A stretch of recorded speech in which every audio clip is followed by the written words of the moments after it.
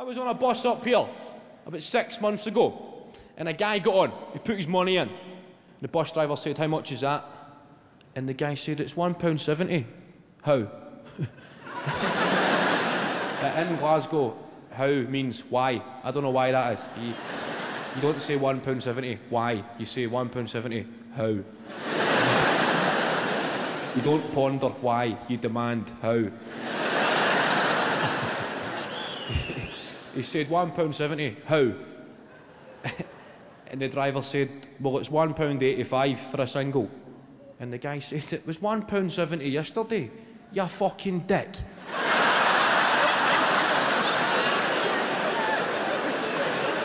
Classic negotiation tactics.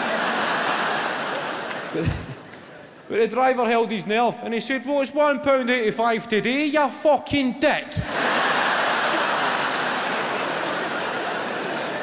It was good. So on public transport, you see a battle of the wits like this. And the guy just lost it. He said, £1.85. I don't want to buy the fucking bus.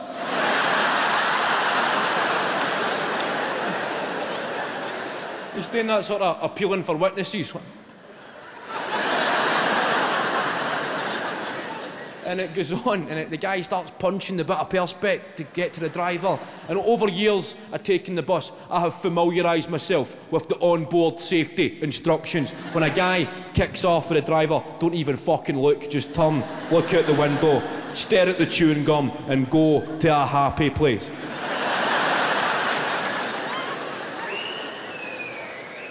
Have a bit of me time. I wonder how many fish fingers I've got in the freezer. I'm pretty sure I seen there were 3. I need to stop eating odd numbers of fish fingers. That was inevitable. There was going to be 3 left. Now what the fuck am I going to do with 3 fish fingers? That's not a lunch or a tea. That's just no man's land. I'm going to have to have one of their Tuesday night dinners when you put a gammon steak and then just chuck the 3 fish fingers on as well.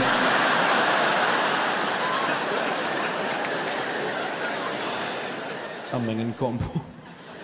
Wherever you go in your happy place, you start to find that you get to know yourself. I looked at the window and there was a stationery shop.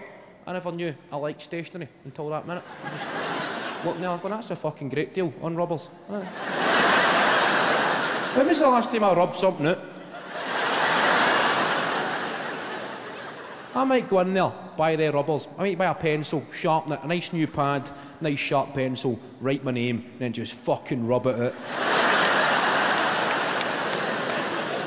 By the time I'd come back in for a landing, this situation had been resolved. A good Samaritan had put the extra money in just to get the bus moving, and the guy was on. He'd made it. Everybody's bracing themselves.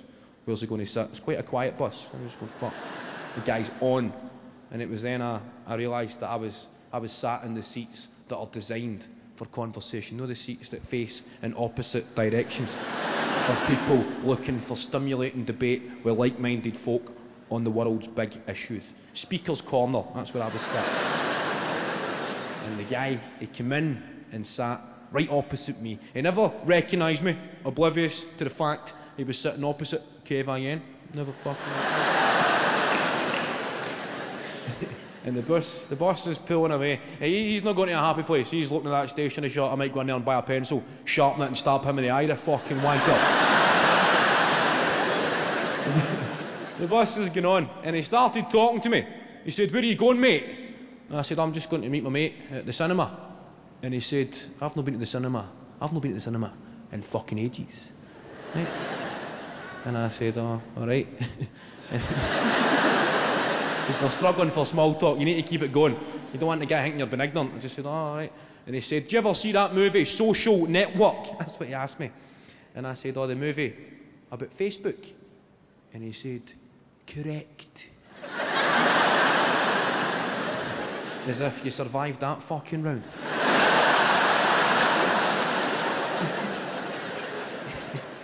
He said, "That Mark Zuckerberg, he's worth billions, mate." And I said, "Oh, I can imagine." And he said, "How?" And I said, "Well, he's the owner of Facebook." And he said, "Aye, but how does that make money, mate? It's fucking free." And you don't laugh. The onboard safety instructions tell you do not.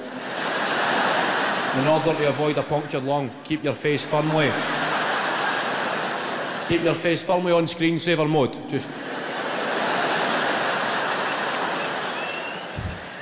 He said, if I was in charge of Facebook, mate, I'd be saying fucking quid a go. And it gave me a small sense of hometown pride when I realised the guy was serious. Small sense of hometown pride that there must be very few places in the world where Mark Zuckerberg would be offered financial advice from a guy who was 15 pence short for a single fucking bus. It was such